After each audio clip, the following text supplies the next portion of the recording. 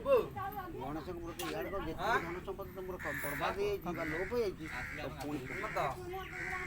ଏଇପଟେ ରଖିକି ଯାଅ ଯେମିତି ଉଠିବ ଆଗ କାହାକୁ ଦେଖିବ ଗଣେଶ ଗଣେଶ ହେଉଛନ୍ତି ଆମର ଘର ଭିତରେ ରଖିବ ବାଟ ଦରକାର ବାହାରେ ରଖିବନି ବାହାରେ କାହିଁ ରଖିବ ଏଇ ବାହାର ଭିତରେ ପଟେ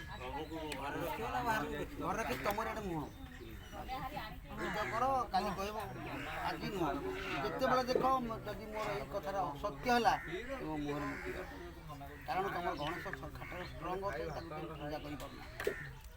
କେଉଁ ଝିଅ ଦେବତା କାହାକୁ କେହି ମାନୁନା କି ଭକ୍ତାରୀ ନା କି କାହାକୁ ଧରିପାରୁନା ତାକୁ ଯିବା କହିଲି ଯେମିତି ଗୋଟେ ଲୋକ ବୁଢ଼ୀଟିଏ ଥିଲା ସେ ଚାଲିପାରୁନି ବାଡ଼ିଟିଏ ଦରକାର ଚାଲିପାରିବନି ତମର ସେଇ ବାଡ଼ିଟିଏ ଦରକାର ଏଇ ବାଡ଼ି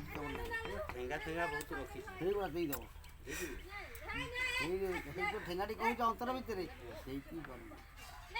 ତାହେଲେ ତମ ଘରରେ କୁଳ ଲକ୍ଷ୍ମୀ ଯିଏ କିଏ ଅଶାନ୍ତିରେ ପଡ଼ୁଛି ତାକୁ ଟିକେ ଶାନ୍ତି କର କାହିଁ ଶାନ୍ତି ହେଉଛି ଅଶାନ୍ତି ହେଉଛି ତମ ଲାଗି ମୋ ଲାଗି କ'ଣ ପାଇଁ କହ ଭଲରେ ମନ୍ଦ ବିଡ଼ୁଛ ଭଲରେ ମନ୍ଦ ସେ ତାକୁ ଚେଷ୍ଟା କର ମୋ ସ୍ତ୍ରୀ ମୋତେ କହିଥିଲା ମୁଁ ଯାହା କହିବି ସେ ମୋ ବାଟରେ ଯିବ ମୁଁ କହିଲି ହଁ ତମେ ମୋଠୁ ଅଧିକ ବୟସରେ ବଡ଼ ମାନେ ଜନ୍ମରେ ବଡ଼ ବୁଦ୍ଧିରେ ବି ବଡ଼ କାହିଁକି ନା ମୂର୍ଖ କହିଲେ କ'ଣ ହବ ହାଇକୋର୍ଟରେ ଜଜ କୋର୍ଟ ମାନଙ୍କୁ ଭିଡ଼ି ଆଣିଛି ଆରେ ଯାଉନା ସବୁ ଗାଧେଇକି ଆସିବ।